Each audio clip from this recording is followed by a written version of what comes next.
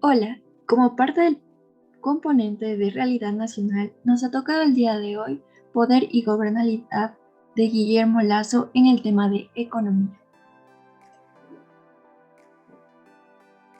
El presidente Guillermo Lasso, el 11 de abril del 2021, ganó las elecciones con el 52,4% de los votos válidos, frente al candidato Andrés Araúz, en base a la adhesión de más del 32% de los votos adicionales que obtuvo en la primera vuelta, especialmente en las regiones de la Sierra y Amazonía.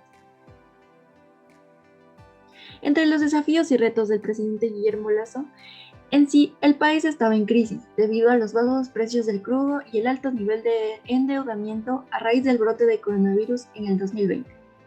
El gobierno de Guillermo Lasso arrastraba problemas estructurales debido a que en el gobierno de Lenín Moreno se impuso medidas de austeridad como parte de una condición del préstamo de 6.500 millones aprobado por el Fondo Monetario Internacional, de los cuales se ha devuelto 4.000 millones.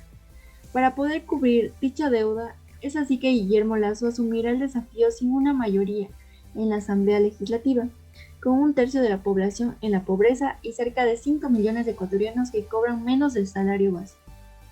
Mientras la deuda pública de Ecuador bordea el 63% del Producto Interno Bruto, unos 63.000 millones, y el déficit fiscal supera el 7%, el país enfrenta un gran reto de financiar un alto nivel de gasto público.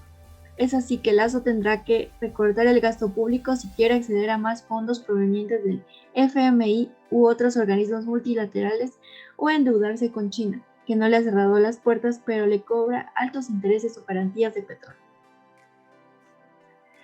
Reactivar la economía. En la línea de conseguir un ambiente de gobernabilidad, el presidente Guillermo Lasso tuvo que diseñar políticas económicas hacia el centro. De igual manera, los movimientos políticos deberían demostrar mayor flexibilidad en función de la reactivación de la economía.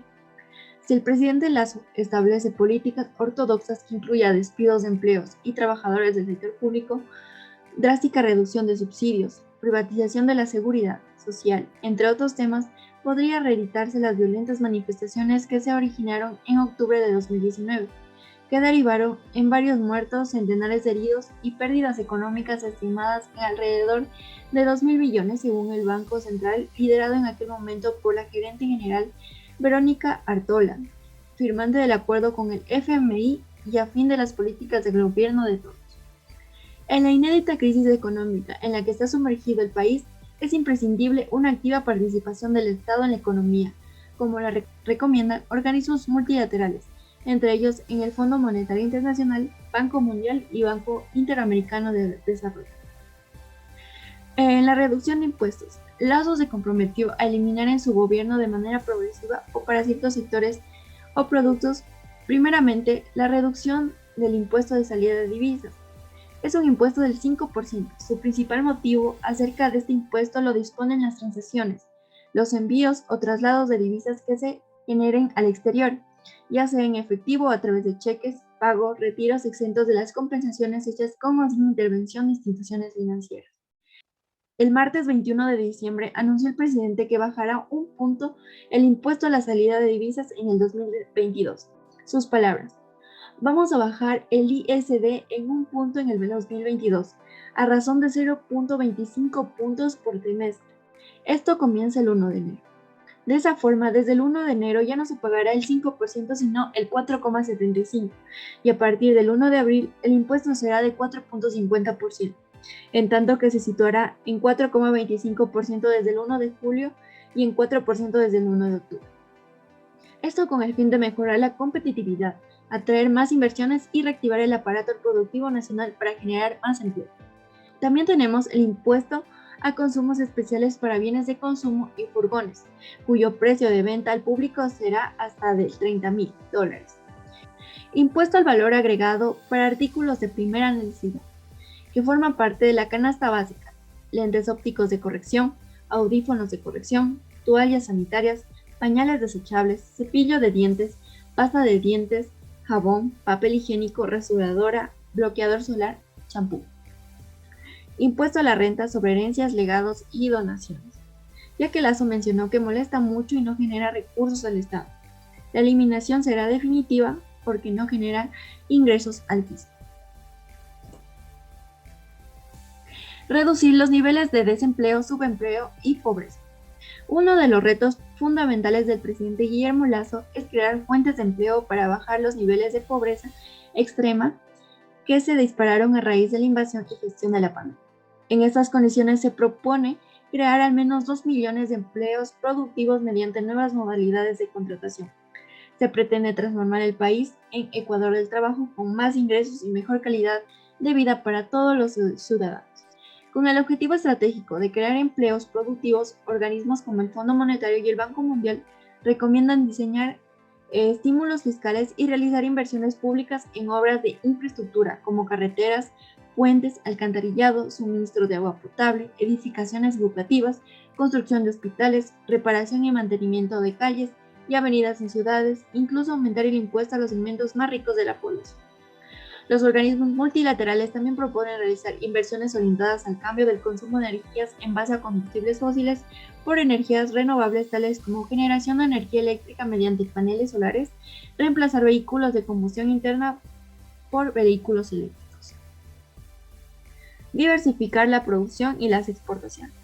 Si se pretende alcanzar el crecimiento sostenido de economía, se debería promover la diversificación de la producción de bienes y servicios y de sus exportaciones, lo cual implicaría una activa participación del Estado de la economía a través de inversiones públicas y privadas, que además generarían importantes fuentes de empleo. Ecuador tiene una gran dependencia del petróleo debido a que siempre ha sido considerado como una base para la economía ecuatoriana. En el año 1998, el barril de crudo llegó a venderse en $7 el barril y en 2008 se disparó a 117. Pero en 2010 y 2014 se dio una crisis muy grande debido a que no hubo ahorro, pues las ganancias se gastaron en la misma medida que entraban el petrodólares al país. A partir del 2014 comenzó un periodo muy difícil para la economía ecuatoriana, pues se aumentó aún más el endeudamiento y la pandemia terminó de convertir el estancamiento en una crisis devastadora, siendo esto un reto ya que actualmente tanto el barril de petróleo que se traslada a Estados Unidos como el Brent bordean los $60. El plan de trabajo del presidente Lasso propone la apertura comercial para fomentar el intercambio de bienes y servicios a nivel mundial. En esta línea se prevé realizar una reforma profunda de los procedimientos relacionados con el comercio exterior que homologará los reglamentos técnicos para las importaciones bajo estándares internacionales. El país se ha caracterizado por producir y exportar básicamente productos primarios. Los precios de las materias primas periódicamente fluctúan en los mercados internacionales y en el caso del petróleo registran una alta volatilidad. Cuando los precios son altos crece la economía y en periodos de descenso la economía se estanca o entra en recesión.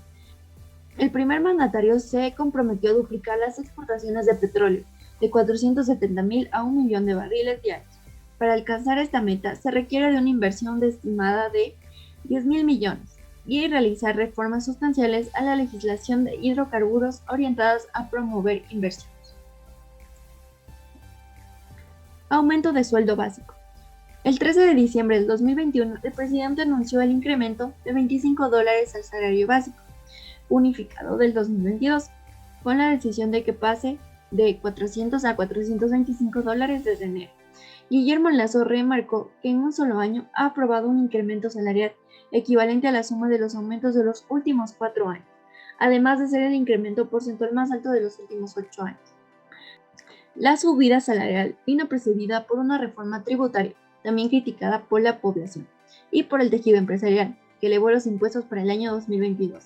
El gobierno espera recaudar $1.900 millones de recursos frescos en 2 años, de recortar los gastos deducibles que pueden presentar los contribuyentes en su declaración anual de impuesto a la renta, creando un último escalón en este tributo con un tipo impositivo del 37% para los que ganan más por encima de $100,000 al año, y tras imponer una contribución del 1% al 1.5% obligatoria para los patrimonios que superen el $1.000.000. Corrupción. Uno de los lastres que impide el desarrollo de la economía es la corrupción, que ha sido una constante en los sucesivos gobiernos que llegaron a Carondelet.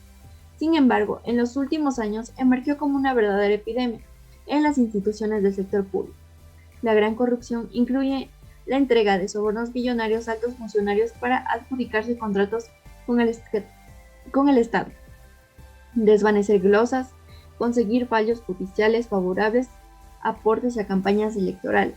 Generalmente en esta clase de corrupción, la entrega de coimas se realiza a través de paraísos fiscales para evitar ser detectados.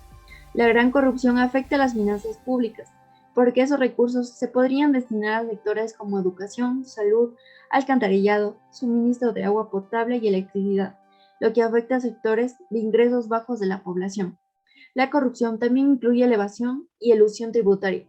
No cumplir con las obligaciones tributarias con el Estado a pesar de concentrar grandes patrimonios o tratar de impugnar las deudas en largos procesos judiciales para no pagar. Esos casos pueden estar al filo de la corrupción.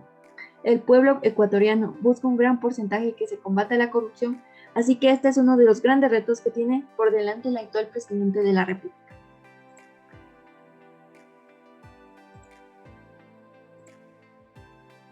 Muchas gracias.